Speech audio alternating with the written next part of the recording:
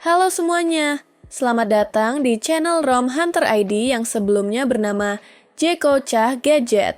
Di video kali ini, kita akan menguji perbedaan fitur dan performa antara Poco F6 dengan ROM original HyperOS 2 dan custom ROM HyperOS Mode versi China. Mana yang lebih cepat? Mana yang lebih stabil buat gaming? Mari kita uji semuanya. Yang akan kita uji hari ini, Antutu Benchmark, CPU Throttling, 3D Mark, dan gaming test seperti PUBG Mobile, Genshin Impact, dan Mobile Legends. Jangan lupa like and subscribe supaya nggak ketinggalan update terbaru seputar Poco F6 dan custom ROM lainnya. Sekarang, langsung aja kita mulai. Sekarang Mimin mau lihatin ke kalian. Tampilan di HyperOS versi 2 itu seperti ini. Animasinya lebih smooth ketimbang HyperOS versi pertama.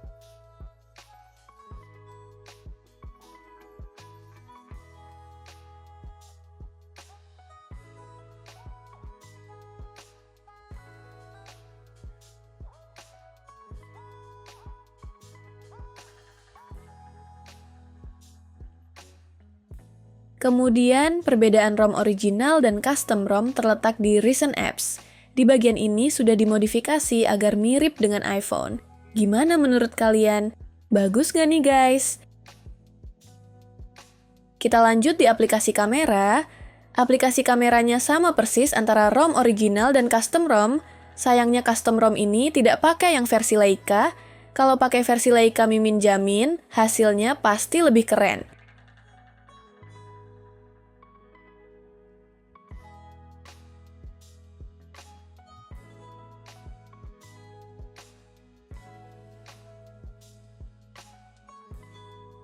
Selanjutnya, Mimin coba kecepatan booting antara ROM original dan custom ROM, dan sekalian menunjukkan kalau custom ROM boot animasinya itu berbeda dengan ROM original.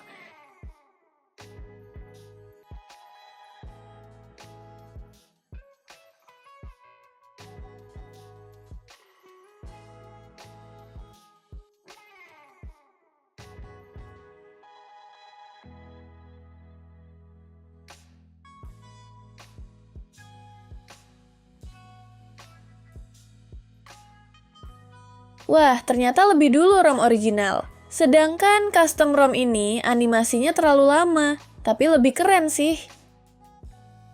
Di bagian tentang telepon seperti ini, sekilas mirip, tapi untuk custom ROM bisa merubah tulisan Poco F6-nya. Untuk penyimpanan internal, custom ROM lebih sedikit, yang terpakai cuma 23 GB, sedangkan ROM original di 46 GB. Karena custom ROM sudah tidak ada aplikasi bloatware, yang artinya sudah minim aplikasi sampah, dan di custom ROM ini tidak ada iklan lagi.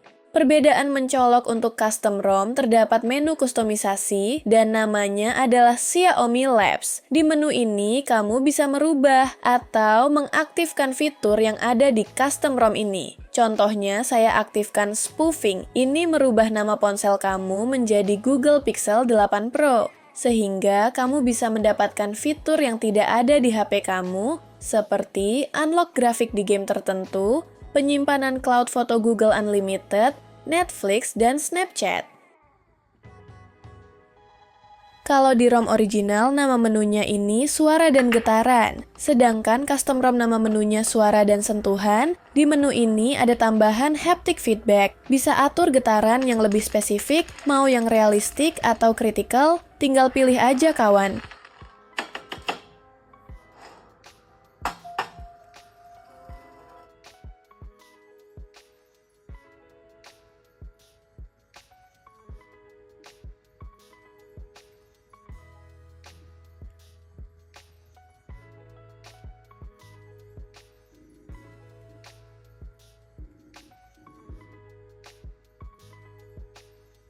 Kalau di menu layar utama, custom ROM ini ada tambahan animasi saat membuka ponsel.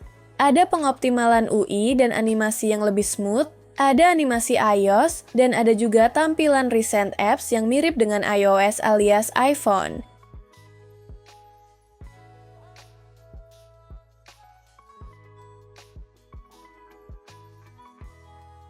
Menu seperti ini bisa berbeda-beda. Kadang ada yang fokus kustomisasi atau tampilan, ada juga yang khusus gaming.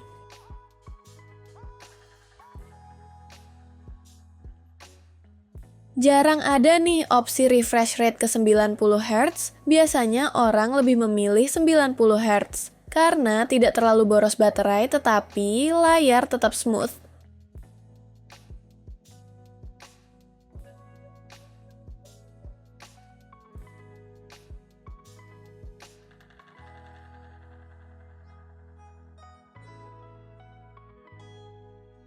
Di sini Mimin tidak bisa membandingkan penggunaan baterai di kedua HP ini guys, karena jumlah aplikasinya berbeda, kesehatan baterainya pun berbeda, dan tidak bisa menentukan irit atau borosnya suatu ROM, karena tiap orang itu seleranya berbeda-beda. Pasti timbul pro dan kontra, pemuja ROM asli dan custom ROM.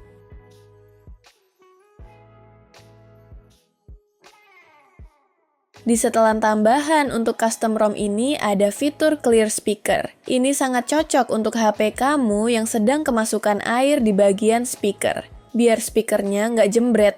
Kemudian, ada fitur circle to search with Google. Dan di versi custom ROM China ini, fitur AI-nya lebih lengkap. Untuk game turbo, sekarang ada di menu setelan tambahan. Di sini, Mimin saranin ke kalian, matikan aja fitur gimmick ini. Penambah RAM ini sangat tidak berguna, hampir ketinggalan. Layanan AI di custom ROM HyperOS versi Cina lebih lengkap. Kenapa lebih lengkap? Karena ini nanti akan hadir secara resmi di versi global. Kalian tunggu saja teman-teman.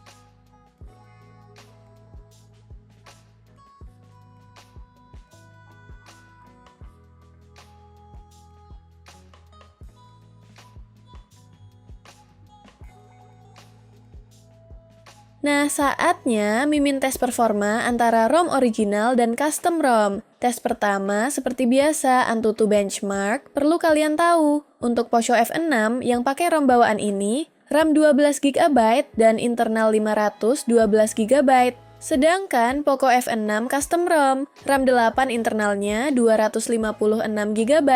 Mungkin hasil Antutu benchmarknya lebih tinggi RAM 12GB. Jadi, harap dimaklumi ya teman-teman.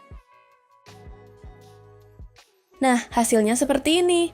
ROM original di 1412403, sedangkan custom ROM di 1396738. Tapi untuk suhu custom ROM lebih rendah dibandingkan ROM original, yang kenaikannya mencapai 12 derajat Celcius dan penurunan baterai 5%. Gimana menurut kamu guys? Kita lanjut nih untuk tes berikutnya, yakni CPU throttling.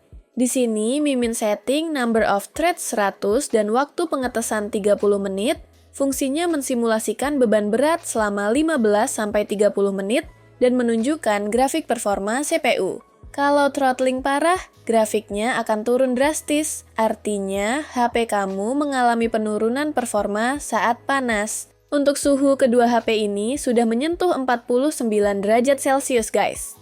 Dari hasil pengetesan ini menunjukkan performa custom ROM lebih unggul jika dibandingkan dengan ROM original. Lihat saja rata-rata custom ROM bisa di 76%, sedangkan ROM original ini di 72%.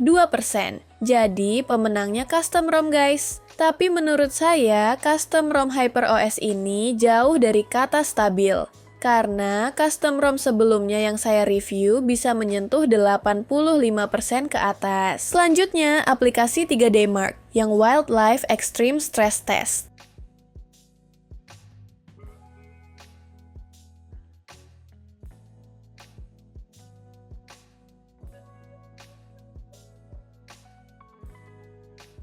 Kalian lihat guys, suhu Poco F6 sudah menyentuh 50 derajat. Kalau menyentuh 51 derajat, pasti akan muncul peringatan overheat.